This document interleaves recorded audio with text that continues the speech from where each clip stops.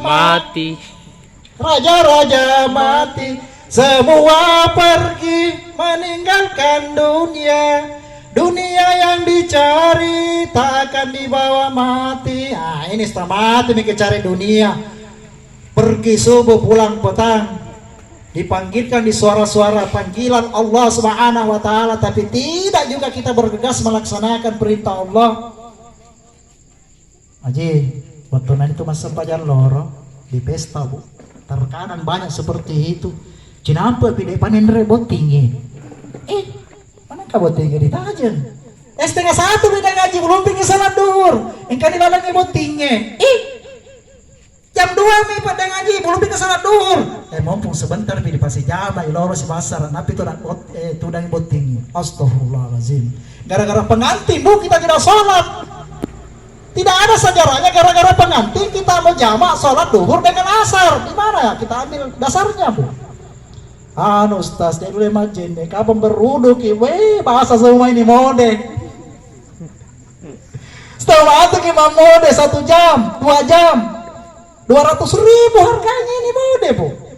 Ada semua merah kuning hijau pelangi. Kemana nih kalau rupa-rupanya sekalinya mau berudu tidak bisa. Kenapa memang kita tidak berudu mau pergi di pesta? Nah inilah kosmetik yang paling bagus adalah wudu. Berudu dulu baru bermode. Barakai bercahaya wajahnya kalau kita berudu.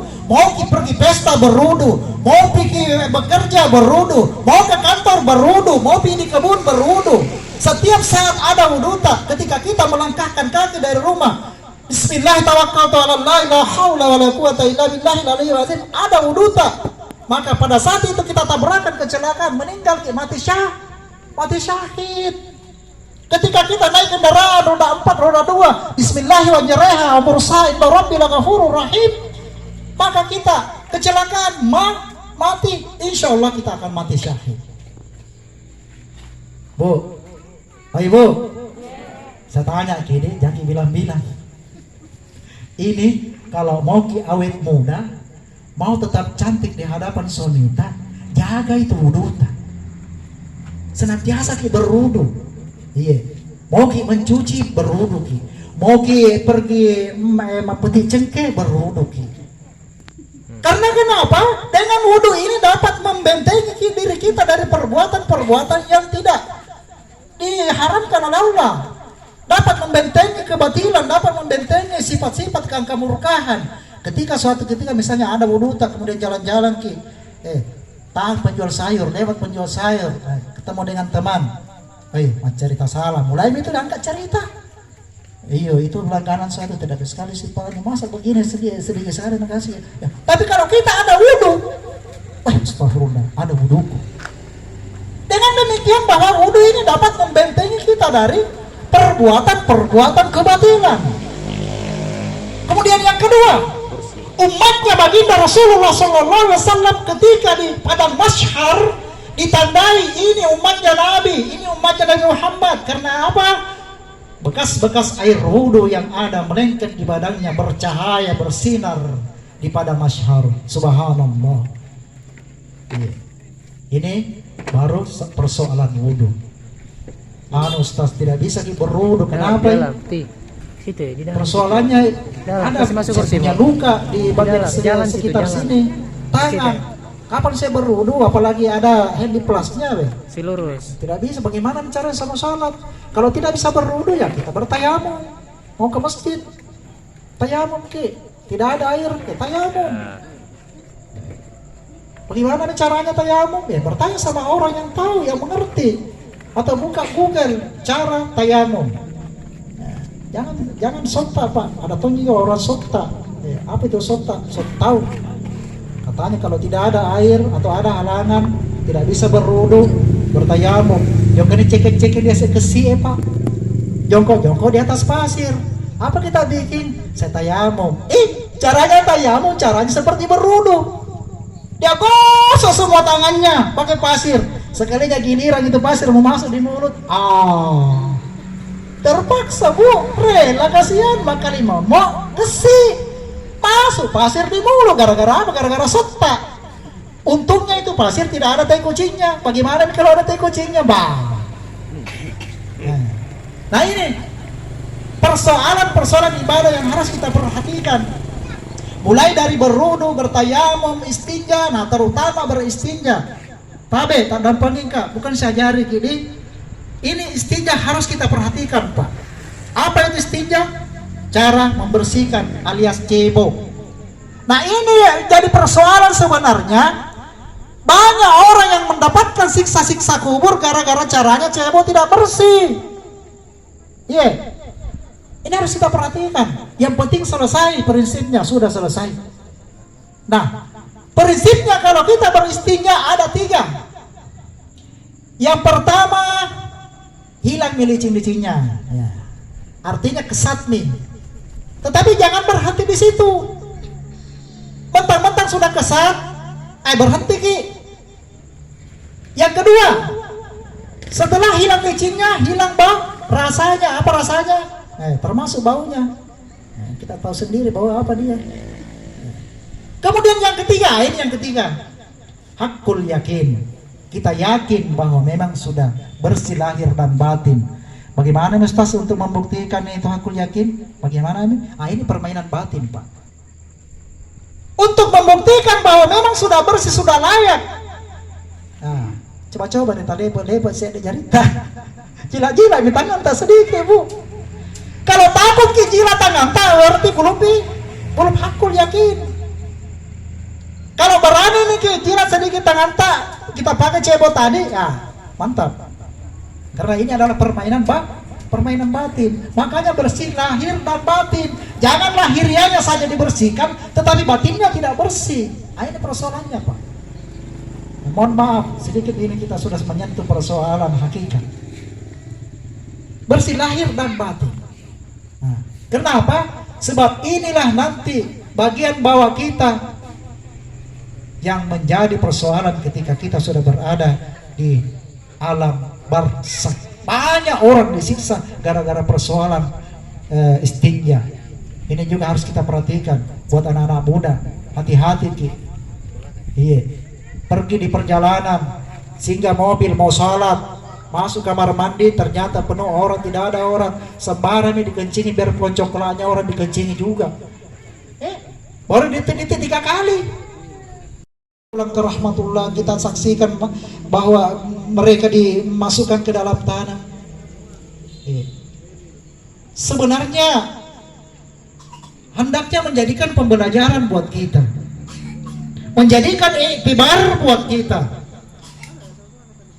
bahwa suatu ketika nanti juga saya akan dimandikan, suatu ketika nanti juga saya akan dikafani, suatu ketika nanti saya juga akan dimasukkan dalam liang lahat.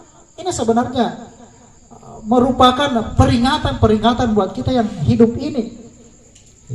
Selayaknya menjadi peringatan buat kita bahwa ada saatnya nanti saya juga seperti dia. Ketika jenazah sudah dimasukkan ke liang lahat, lalu kemudian Pak Imam mengangkat tangannya sebelah kanan, meminta tanah segenggam tanah seperti onde-onde. Itulah tanah nanti yang diciumkan kepada kita. Oh, saya kira dikasih makan, Ustaz. Tidak, itu tanah tidak dikasih makan, tetapi diciumkan.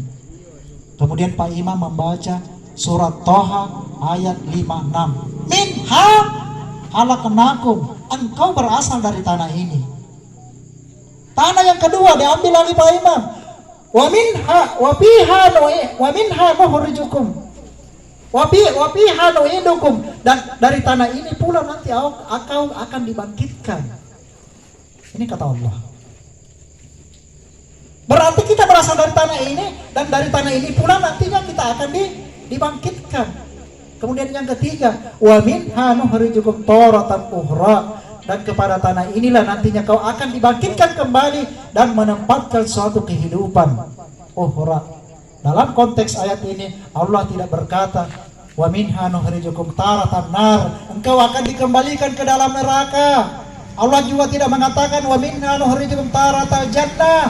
Allah juga tidak mengatakan engkau dikembalikan ke dalam surga, tetapi Allah mengatakan wa minna nukhrijukum taratan nar, taratal ukhra, dikembalikan kepada tempat yang lain. Pertanyaannya di mana? Tentu kita menjawab adalah keinginan kita adalah surganya Allah Subhanahu wa taala. Nah, kata kunci daripada keinginan kita kembali asal kita dari surga, kata kuncinya adalah satu saja, Pak. Laksanakan perintah Allah Subhanahu wa taala dan kita berusaha untuk menjauhi larangan-larangan Allah Subhanahu wa taala. Kita niatkan dalam hati kita. Kalau tahun-tahun yang lalu salat saya masih bolong-bolong, di Ramadan ini saya akan berusaha menyempurnakan salat saya.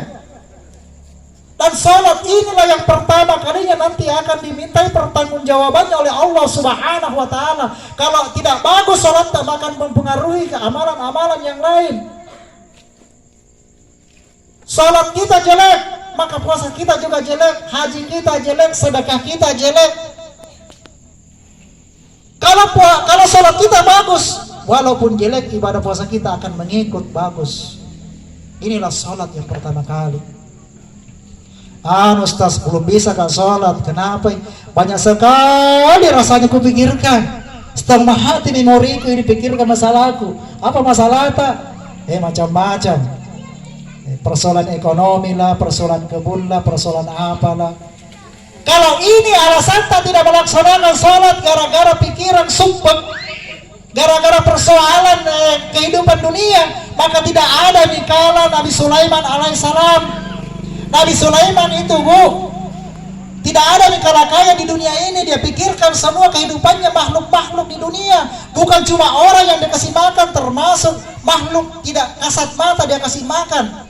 Subhanallah, dia urus semua makhluk-makhluk, bukan cuma manusia dia perintah, tetapi termasuk jin dia perintah, anutan rita yang perintah, kandole dia perintah, palimpau dia perintah, parakan dia perintah, apa semua gondorowo dia perintah semua.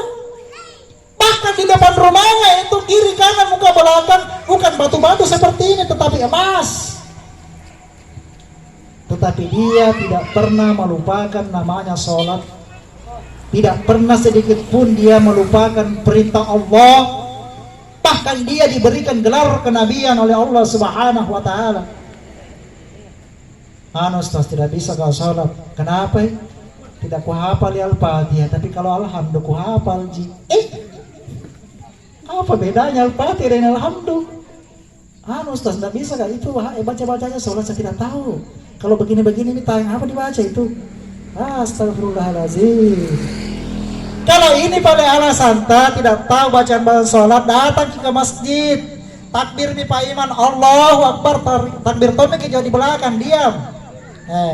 Apa nak baca Pak Iman, ikuti mikir dalam hati kita, tetapi jangan kita menghayal. Allahu Akbar, kita hayalkan.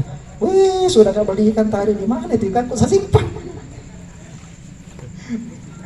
Kalau terjadi seperti ini Bu, tarik cepat dirita. Dalam khayalan itu kita berusaha tarik. Astagfirullahaladzim. Lawan itu karena memang iblis datang di benak kita. Dia muncul. Iya. Ketika kita takbir Allahu Akbar, memang di depan kita, Allah kita bayangkan bahwa ada yang melihat kita. Dan jangan kita persepsikan, kita asosiasikan bahwa Allah bentuknya seperti ini. Ada matanya warna ini, ada telinganya, ada rambutnya. Jangan sama sekali kita bayangkan. Ketika kita bayangkan seperti itu, bahwa itulah kita sembah. Seolah-olah kita membayangkan bahwa kita dalam pengawasan. Allahu Akbar. Cukup kita mengucapkan Allahu Akbar, tidak usah lagi berkata-kata. Apa yang dia baca Pak Iman di depan sah nih sholat kita. Lewat juga kalau kita tidak tahu beri salam. Assalamualaikum warahmatullahi wabarakatuh. Assalamualaikum warahmatullahi wabarakatuh. Apalagi alasan tidak sholat. Ustaz, ada penyakitku. Penyakit apa? Itu di kakiku tidak bisa berdiri. Macam-macam saya punya itu kesian. Rematik nih, asam urat nih. Sakit sekali. Tidak bisa berdiri. Kalau tidak bisa berdiri, salat duduk. Apa susahnya? Salat duduk Ki.